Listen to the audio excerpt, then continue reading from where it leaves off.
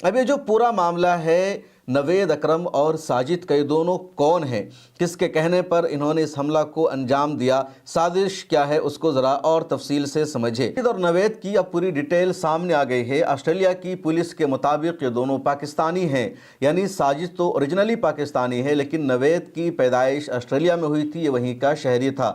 ساجد 1998 میں آسٹریلیا آیا تھا، پھر 2001 میں اس کو پارٹنر ویزا مل گیا، کیونکہ آسٹریلیا کی ہی ایک لیڈی سے اس کی شادی ہو جاتی ہے۔ نوید کی وہیں ولادت ہوتی ہے اور نوید کی عمر 24 سال ہے۔ ساجد کی فائرنگ میں موت ہو چکی ہے اور نوید ابھی زندہ ہے، ہسپتال میں اس کا علاج چل رہا ہے۔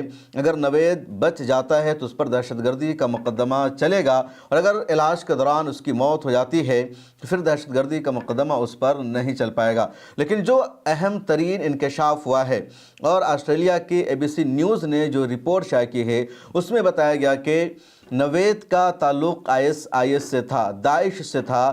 اور آسٹریلیا میں ایک نوجوان ہے اسحاق المطری، وہ اپنے آپ کو آسٹریلیا میں داعش کا سربراہ گھوشت کر چکا تھا۔ اس نے اس کا اعلان کیا تھا، اس کو آسٹریلیا کی خفیہ ایجنسی نے گرفتار بھی کیا، 7 سال تک اس کو جیل میں بند کیا گیا، اس کو سزا دی گئی۔ اب نوید کا اس کے ساتھ تعلق رہا ہے، اور وہاں کی ایجنسی کے مطابق 2019 میں بھی نوید کو ISI کی سرگرمیوں میں ملوث دیکھا گیا تھا۔ ISI کا جو گروپ ہے اس کے ساتھ نوید کو پکڑا گیا تھا 2019 میں، اور اس واقعہ کو 6 سال ہو چکے ہیں۔ آسٹریلیا کی ایجنسی کو بھی اس بات کا اندازہ تھا کہ نوید ISI سے ملا ہوا ہے، ان کی گاڑیوں پر بھی داعش کا جھنڈا لگا ہوا تھا۔ اس لیے ABC نیوز نے اور آسٹریلیا نے اس بات کو کنفرم کر دیا کہ ساجد اور نوید یہ دونوں ISI سے ملے ہوئے تھے، داعش کے دہشت گرد تھے، اور اس لیے ان دونوں نے یہاں پر یہودیوں کو نشانہ بنایا۔ اب یہ داعش کون ہے، اس کو ذرا سمجھے۔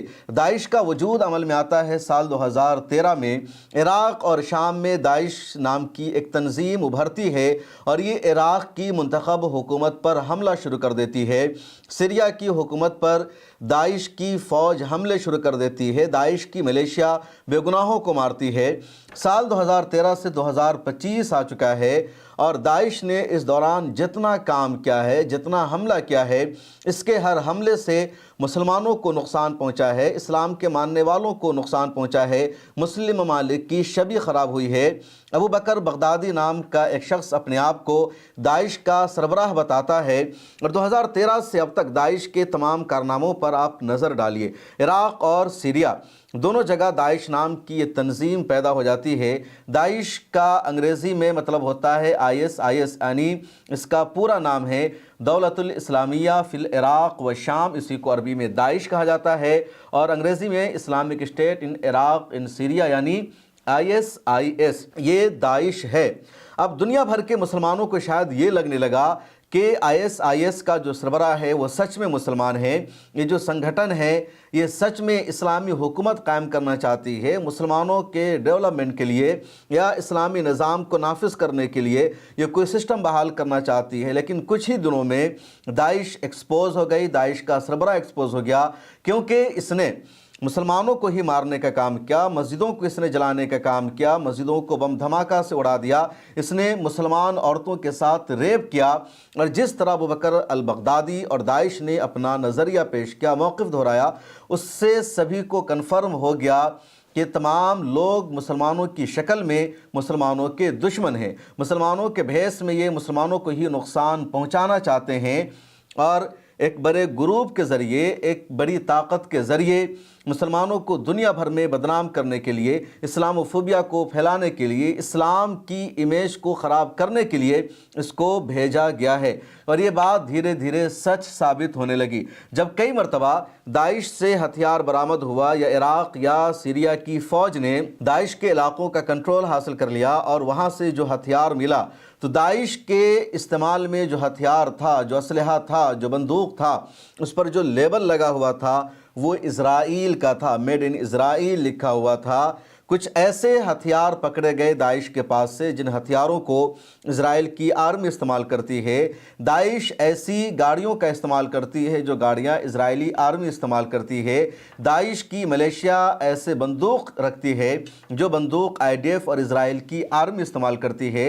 और जब इस तरह की चीज़ें सामने आने लगी तब एक तरह से पूरी दुनिया ने इस बात को कन्फर्म कर दिया कि दाइश क्रिएटेड बाय इजराइल है। इसका एजेंडा है इराक़ को कमज़ोर करना, सीरिया को कमज़ोर करना और दुनिया भर के मुसलमानों को बदनाम करना। और इजराइल ने कभी ऑफिशियली इसको डिसएग्री भी नहीं किया। इजराइल ने कभी इस खबर से पल्ला भी नहीं झाड़ा कि उसका दाइश से कुछ भी ताल्लुक़ नहीं है। पिछले 12-13 सालों में दाइश की जो एक्टिविटी रही है, दाइश की जो हरकतें रही है, उससे हमेशा मुसलमानों को नुकसान पहुंचा और इजराइल को ही फ़ायदा पहुंचा है। उसके बाद दाइश का वजूद कई और देशों में हो जाता है। जैसे अफ़गानिस्तान में दाइश ने अपनी एक्टिविटी दिखाई और जब तक अफ़गानिस्तान में अमेरिका की आर्मी थी दाइश ने कोई हमला नहीं किया। जैसे ही अमेरिका की आर्मी चली जाती है, तालिबान का फुल कंट्रोल वहाँ शुरू हो जाता है, दाइश की मलेशिया ने तालिबान पर हमला करना शुरू कर दिया, बेगुनाहों को मारना शुरू कर दिया और दाइश ने यह कहना शुरू किया कि तालिबान के जो लोग हैं, इनकी जो हुकूमत है, ये इस्लाम के मुताबिक नहीं है, ये इस्लामी निज़ाम को नाफिज नहीं कर रहे हैं। इन्होंने अमेरिका के साथ मुलाकात की है, अमेरिका के साथ इनकी डील हुई है, इसलिए ये सच्चे मुसलमान नहीं हैं, ये खिलाफत के निज़ाम को कायम करने के अहल नहीं हैं और यही हमारे दुश्मन हैं। इंडिया में भी कई लोग दाइश के नाम पर गिरफ़्तार किए गए, कहा गया ये दाइश है और बेगुनाहों की गिरफ़्तारी हुई। उसके अलावा और भी कई मुल्कों में दाइश का ग्रुप सरगर्म है। लेकिन दाइश का जो नज़रिया है, दाइश का जो काम है, इससे दुनिया के मोतबर उलमा ने, मुसलमानों ने कभी भी इत्तेफाक नहीं किया और तमाम मुसलमानों का एक तरह से मुत्तफ़िक़ा नज़रिया है कि दाइश मुसलमानों की दुश्मन है, दहशतगर्द तंजीम है और जो कोई भी दाइश की एक्टिविटी को अंजाम देता है उसको यकीनन जेल में जाना चाहिए। दाइश के लिए, दाइश की सरगर्मियों के लिए इस्लाम में, मुसलमानों में कोई जगह नहीं है।